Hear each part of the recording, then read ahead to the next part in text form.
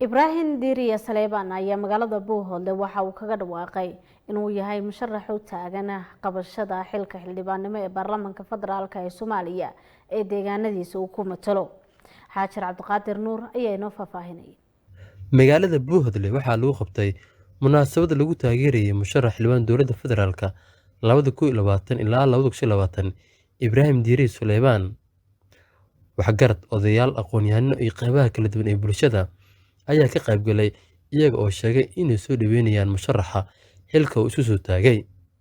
Axmed Cabdi Cabad oo kamid ah nabadoonadii kulanka ka hadlay ayaa ka warbixiyay howlaha musharax uga qabtay deegaanka.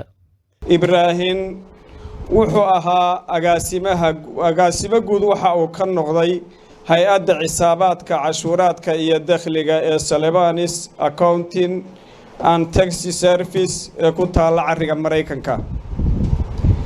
wuxuuna maareeye guud ka noqday shirkadda duulimaadka caalamiga ah ee Global Travel Agency xarunteeduna tahay Mareykanka. Hadeerna waa agaasimaha guud qaxoontiyada iyo mashaariicda ee qaranka dowladda federaalka Soomaaliya ayuu hadeerna hayaa.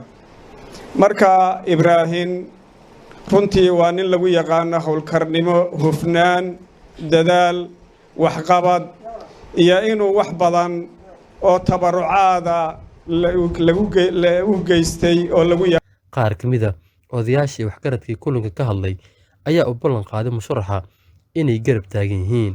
waa nin uu maanta aanu anaga laftayadu ku aaminsanahay xilka loo doortay ee haddii loo doorto uu ku soo baxo nin xilka ka soo bixi kara un baan anagu uu nagu calaamadsan yahay oo aan u naqaanaa. waa ku taageeraynaa, waa ku soo dhawaynaynaa, waa ku ducaynaynaa. waxaan leenahay ku guulayso hankaaga iyo damacaaga, ku guulayso, ilaahayna waxa kula qabto.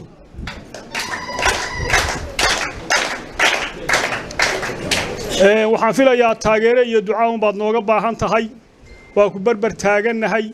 waa nin dalka iyo dadkaba wax tari kara oo qiimo leh. waxaan u soo saaray oo u garab taagannahay qiimaha aan ku ognahay. waxaanu leenahay ninkaa waa nin jaamiciya. mudane Ibrahim Diriya Saleebaan aad iyo aad baan xafladiisa u soo dhawaynaynaa, aad baan u shaacinaynaa. waxaanu ku leenahay Ibrahimow waxa weeye noqonkii dalkiisa iyo dadkiisa anfaca. waxaanu mar labaad iyo mar saddexaadba ka codsanaynaa dadweynaha dhulbahante khaasina reer Buuhoodle ninka inay nala taageeraan oo nala dhisaan, annaguna sidaas baan u garanay. Xaajir Cabdiqaadir, RTN TV, Muqdisho.